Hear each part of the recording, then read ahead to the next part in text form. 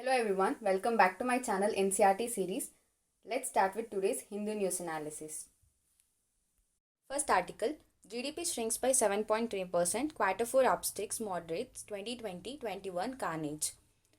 So financial year start agad yavaga 1st April inda 31st March ವರೆಗೂ. So 1 year total 4 quarters ಇರುತ್ತೆ. First quarter ಬಂದು April May June and July August September second quarter, October November December third quarter, Jan February March fourth quarter ಆಗಿರುತ್ತೆ. So last year Covid ಏಯ್ಟಿಂದ ಏನಾಗಿತ್ತು, already first ಕ್ವಾರ್ಟರಲ್ಲಿ 24.4% contract ಆಗೋಗಿತ್ತು G D P. In second ಕ್ವಾರ್ಟರಿಗೆ ಬಂದರೆ -7.4% decline ಆಯಿತು. Third ಕ್ವಾರ್ಟರಲ್ಲಿ 0.4% ಗ್ರೋತ್ನ ನೋಡಿದ್ವಿ. ಮತ್ತು ಫೋರ್ತ್ ಕ್ವಾರ್ಟರ್ ಅಂದರೆ ಜಾನ್ ಫೆಬ್ ಮಾರ್ಚ್ 2021 1.6% ಗ್ರೋತ್ ಆಗಿತ್ತು. ಸೊ ಓವರಾಲ್ ಕಂಪ್ಲೀಟ್ ಇಯರ್ ನೋಡಿದ್ರೆ ಟೋಟಲ್ 7.3% ಕಾಂಟ್ರಾಕ್ಟ್ ಆಗಿರುವಂಥದ್ದು ಜಿ ಡಿ ಪಿಯಲ್ಲಿ, and this was the biggest in at least 60 years.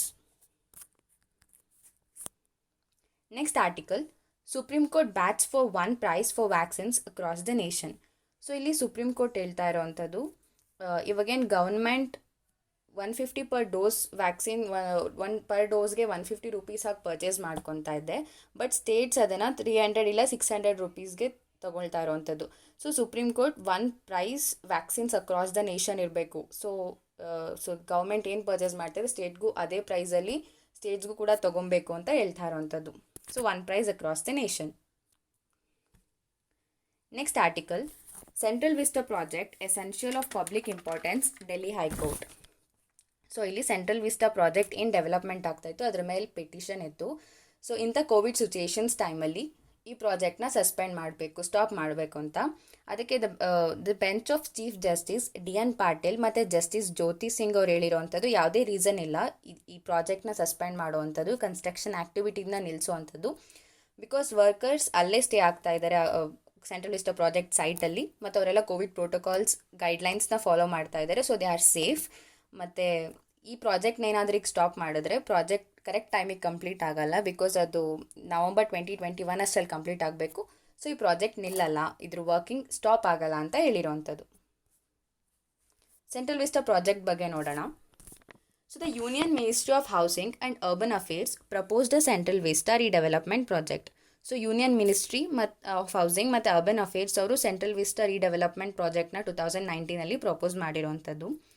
So ಪ್ರಾಜೆಕ್ಟಲ್ಲಿ ಏನಿದೆ ಅಂದರೆ, ಈಗ ಪ್ರೆಸೆಂಟ್ ಏನು ಪಾರ್ಲಿಮೆಂಟ್ ಬಿಲ್ಡಿಂಗ್ ಇದೆ ಅದರ ಪಕ್ಕದಲ್ಲೇ ಟ್ರಯಾಂಗ್ಯುಲರ್ ಪಾರ್ಲಿಮೆಂಟ್ ಬಿಲ್ಡಿಂಗ್ನ ಕನ್ಸ್ಟ್ರಕ್ಟ್ ಮಾಡಲಾಗುತ್ತೆ, ಮತ್ತು ಒಂದು ಕಾಮನ್ ಸೆಕ್ರೆಟರೇಟ್ ಕನ್ಸ್ಟ್ರಕ್ಟ್ ಮಾಡಲಾಗುತ್ತೆ. ಮತ್ತು ರಾಜ್ಪಾತ್ ಅಂದರೆ ಇಂಡಿಯಾ ಗೇಟಿಂದ ಪಾರ್ಲಿಮೆಂಟ್ ಬಿಲ್ಡಿಂಗ್ವರೆಗೂ ಇರೋವಂಥ way, that is called as Rajpath. And Central Vista ಬಗ್ಗೆ ಬಂದರೆ, currently Central Vista of the New Delhi houses ಏನೇನಿದೆ, Rashtrapati Bhavan, Parliament House, North and South Block, India Gate, National Archives among others. December 1911 King George 5 ಅವರು ಒಂದು announcement ಮಾಡ್ತಾರೆ, ಡೆಲ್ಲಿ ದರ್ಬಾರ್ ಏನಿದೆ to shift the capital of India, Calcutta ಮುಂಚೆ capital ಆಗಿರುತ್ತೆ, ಅದನ್ನು ಡೆಲ್ಲಿಗೆ ಶಿಫ್ಟ್ ಮಾಡಬೇಕಂತ ಅವ್ರು ಅನೌನ್ಸ್ ಮಾಡ್ತಾರೆ ಡೆಲ್ಲಿ ದರ್ಬಾರಲ್ಲಿ. And the task of constructing, so ಹೊಸ ಸಿಟಿನ ಕನ್ಸ್ಟ್ರಕ್ಟ್ ಮಾಡುವಂಥ ಟಾಸ್ಕ್ನ ಎಡ್ವಿನ್ ಲುಟಿಯನ್ಸ್ ಮತ್ತು ಹರ್ಬರ್ಟ್ ಬೇಕರ್ ಅವ್ರಿಗೆ ಕೊಡ್ತಾರೆ.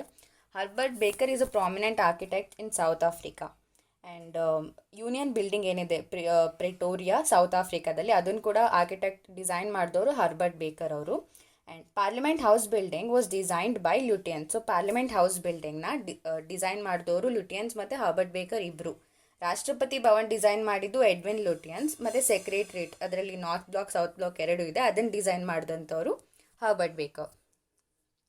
Next article, decision soon on oxygen use for industrial purpose. So April 22 government liquid ಆಕ್ಸಿಜನ್ಸ್ನ ಇಂಡಸ್ಟ್ರೀಸಲ್ಲಿ ಏನು ಯೂಸ್ ಮಾಡ್ತಾ ಇದ್ದಾರೆ ಅದನ್ನು ಬ್ಯಾನ್ ಮಾಡಿತ್ತು. ಸೊ ಏನಕ್ಕಂದರೆ, ಬಿಕಾಸ್ ಆಕ್ಸಿಜನ್ ಹಾಸ್ಪಿಟಲ್ಸಲ್ಲಿ ತುಂಬ ಶಾರ್ಟೇಜ್ ಇತ್ತು, ಪೇಷಂಟ್ಸ್ಗೆ ಆಕ್ಸಿಜನ್ ರಿಕ್ವೈರ್ಮೆಂಟ್ಸ್ ಜಾಸ್ತಿ ಇದ್ದಿದ್ದ ಕಾರಣ ಇಂಡಸ್ಟ್ರೀಸ್ ಏನು ಲಿಕ್ವಿಡ್ ಆಕ್ಸಿಜನ್ಸ್ ಯೂಸ್ ಮಾಡ್ತಾ ಇತ್ತು ಅದನ್ನು ಬ್ಯಾನ್ ಮಾಡಿತ್ತು.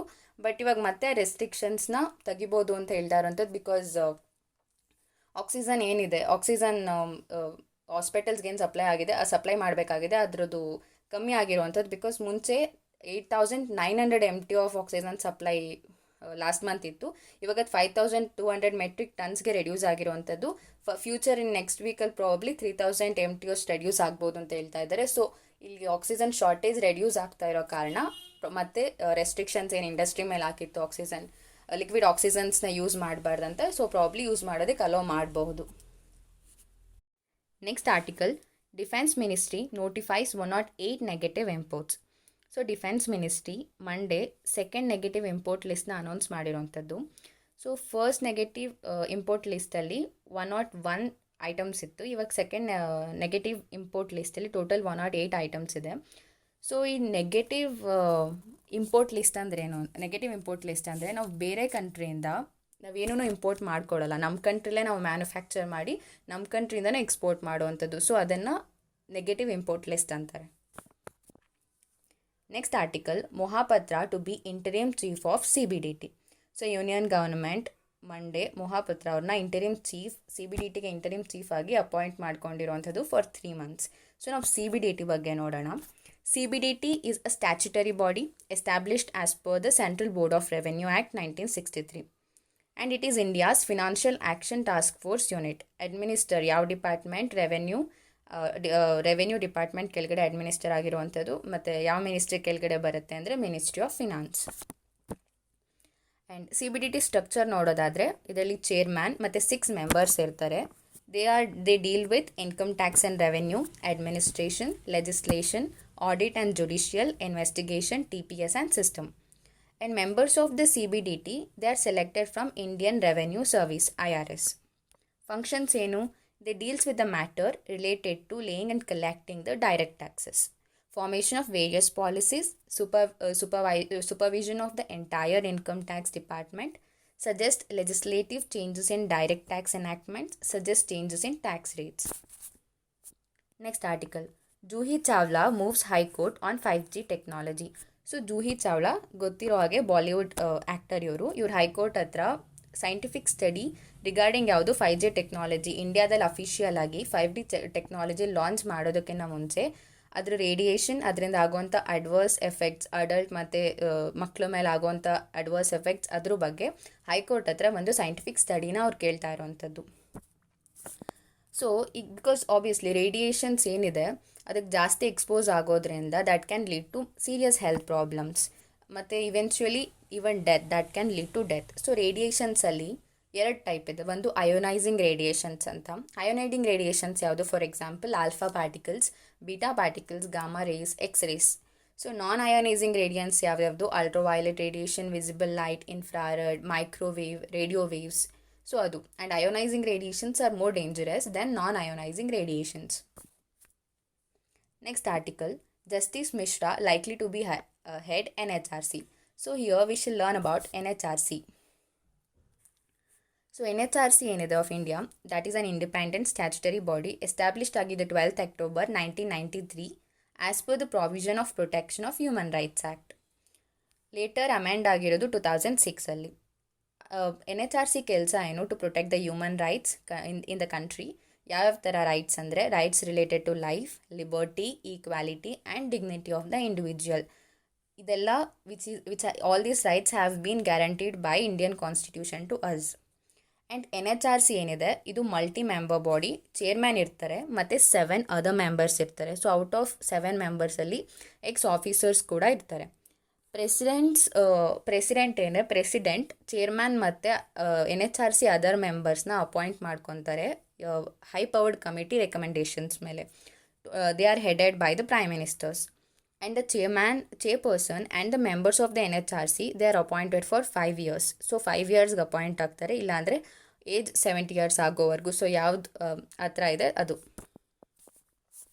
And commission also has a 5 specialised division. So 5 specialised divisions ಇದೆ. law division, investigation divisions, policy research and program divisions, training division and administrative division. Thank you for watching. Please do like, share and subscribe my channel NCERT series, and do press the bell icon to get the notification as soon as I upload any of the videos. Thank you so much.